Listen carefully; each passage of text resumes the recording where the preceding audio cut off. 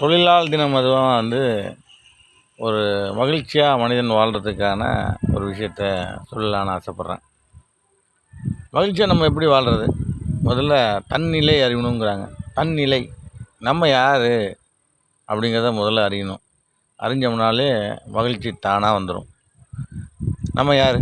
நம்ம பஞ்சபூதங்களாலான மகா இறை அருள் பிரபஞ்ச சக்தி பொருந்திய ஒரு இறை அணு தான் நம்ம.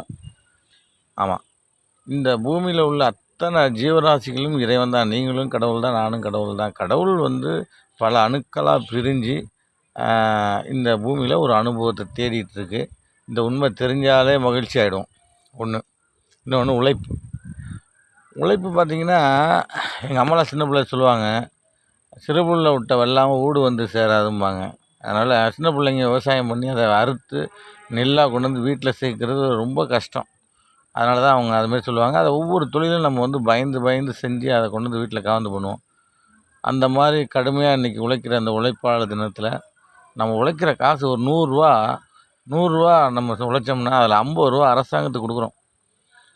50 ரூபா தான் நம்ம வீட்டுக்கு எடுத்துகிட்டு வரோம். வரி, எல்லாத்துக்கும் வரி. உப்பு சத்தியாகிரகத்துக்கு உப்புக்கு வரி போட்டதுக்கு உப்புக்கு சத்தியாகிரகம் பண்ண நம்ம நாடு இது. உப்புக்கு ஏன் வரி போட்டிங்கன்னு கேள்வி கேட்டேன் அந்த நாட்டில். இப்போ எதுக்கு திரும்பினாலும் வரி, எதை பார்த்தாலும் வரி. ஆஹா, அப்படி நம்ம உழைப்பில் 50 ரூபாயை நம்ம கொடுக்குறோம். நம்மளும் இராணுவ வீரர்கள் ஒன்று தான். இராணுவ வீரர்கள் நம்ம நாட்டை காப்பாற்றுறதுக்காக எல்லையில் நிற்கிறாங்க.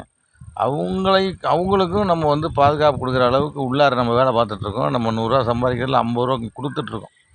அதனால தான் அதெல்லாம் நடக்குதுங்க அப்படிங்கிறதுல ஒரு பெருமிதம் கொள்கிறோம். நம்மளும் இராணுவ வீரர்கள் மாதிரி தான், அந்தளவுக்கு உழைப்பாளியாக இருக்கும். இந்த உழைப்பாளர் தினத்தில் நினச்சி பார்க்கும்போதே சந்தோஷம். அந்த சந்தோஷத்தை நம்ம அப்படியே அனுபவிச்சுக்கிட்டு மகிழ்ச்சிகரமாக வாழணும். நன்றி, வணக்கம்.